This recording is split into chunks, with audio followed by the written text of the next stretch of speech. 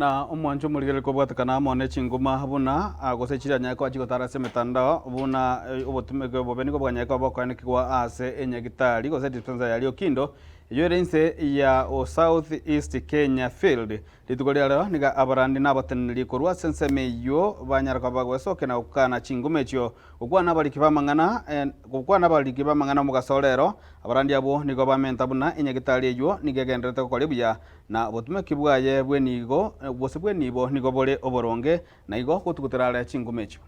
Following the recent media stories regarding the management of Riokindo Health Center to the effect that the officers take money from the facility without accountability, that workers' salary is done based on discrimination or others are being favored than others, that there is no management in place, etc. We want to confirm that these allegations are unfounded.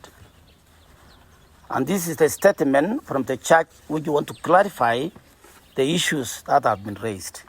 The facility has 18 workers.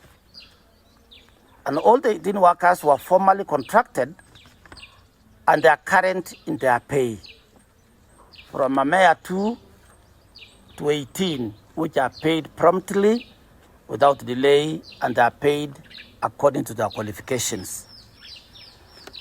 All professional workers hired are recruited through a professional interview.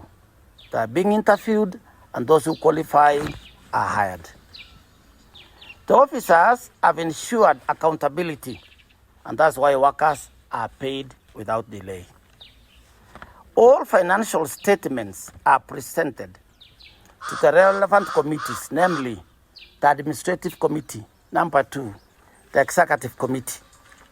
The Treasurer is not mandated to present a financial statement to the community as by the policy governing the Seventh-day Adventist health institutions. We want to say this, that the claims that were made, that the finances were misappropriated, that the workers were hired based on nepotism, tribalism, and the like are totally unfounded. However, the management is ready to welcome and to engage any persons with concerns or any other information that is required to take the facility to greater heights of prosperity. And there's one thing I also want to clarify based on the accounts of the facility. The facility operates on its own account. We don't share with SEC of our accounts. Yeah, and based on the employment, personally, I did an interview, and that is how I acquired that job, working as a nurse in the facility.